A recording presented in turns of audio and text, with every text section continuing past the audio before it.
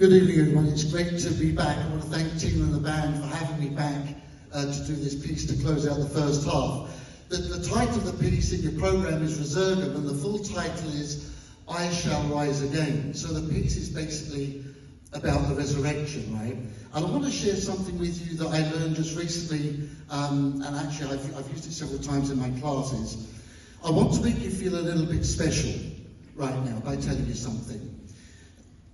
I'm not going to ask you to guess, but imagine guessing the odds against you being born, right? The odds against you being born. They are 10 with 2,500 zeros after it. 2,500 zeros. If I was to start counting 1, 2, 3, 4, 5, 6 day and night, it would take 12 million years to count to the end of that number. That means at some point in 12 million years, somebody went, you, and that was you chosen. Think about that. If you don't believe me, Google it. It's an incredible statistic. And then when you take the statistics of the Earth, is there life in outer space? Are there aliens? Well, I agree with the atheist Stanley Kubrick. If there are aliens in outer space, unless they come here and save us from death, it may be better that they don't come at all. So to all intents and purposes, you know, once you start putting these numbers together, it's actually almost literally impossible that we should be here together tonight. Statistically, it's absolutely mind-blowing. And when you put all of those numbers together, it raises the question then, in our very brief lives together, right? We're talking here about a 20-year anniversary. It's been 10 years. In the 10 years, we've lost some of the band members, Paul and Robert Belser, John on euphonium and others, right? And I'm sure that looking back, you too have missed people. The 10 years seems to have just gone like that. And we think, well, is this all there is? There must be more than this. And this was the composer Eric Ball's conviction. And Eric had a very interesting situation. I have to say this briefly, just hang in there with, I'll be as short as I can with this, but I want to give you this because I think it will really help you to understand what's going on in the music. Eric was taken in by a Salvation Army that were very prominent. As a young man, he was kind of adopted in a sense by a big Salvation Army family. And he fell in love with the youngest daughter, Elsie. And this RESURGAM is dedicated to her.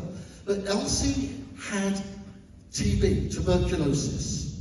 She was never going to live for a long period of time. So although Eric and Elsie were together, and apparently Elsie taught Eric things about faith and theology that had a profound effect on him, but he was encouraged instead to marry the older sister, Olive. And by all accounts, Olive and Eric had a great marriage. There's no reason to think they didn't have a perfectly wonderful life together. But of course, when Elsa died in 1943, it deeply affected Eric Ball, and something really incredible happened.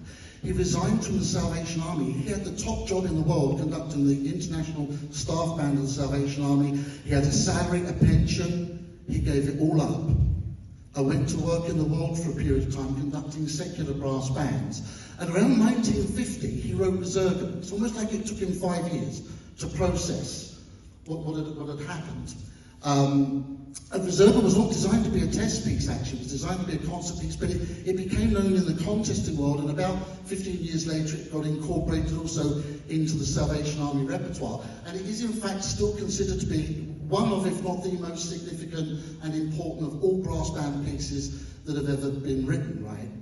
So I tell you this simply so that you can understand that the setting of the words, the souls of the righteous are in the hands of God, which we'll hear on the euphoniums at the beginning, the souls of the righteous are in the hands of God, comes back several times, and is interspersed with music that is sometimes angry, sometimes despairing. There's a wonderful cornet solo that Amy's going to play, to which the words are, death took my love away, death took my love away, right? There's also a euphonium solo. The euphonium, we try not to tell Mark this publicly too often, but the euphonium is Jesus in the piece. So when you hear the euphonium cadenza, you'll understand what's going on there. Then there's a scherzo, and then there's this spectacular moment. I won't spoil it for you by describing it, but basically, it's a lot of people have theorized it's the nails going into Christ's wrists. Other people have said it's the bombs falling in London in 1940 when Eric Ball actually discovered Scripture. It's not Scripture from the Bible, it's from the Book of Wisdom. The fact it's not in the Bible is kind of interesting, right? And also you're going to hear the trombones playing the Dies Irae, which is a Catholic fragment of the Requiem for the Dead. And then as you can see over here, we have, by the good offices of Judd, our percussion player, we've imported an incredible percussion instrument called the Mahler hammer. And it's only used, well, I've learned since one wind concert band piece that uses it, but famously it's used in Mahler's Sixth Symphony to indicate death.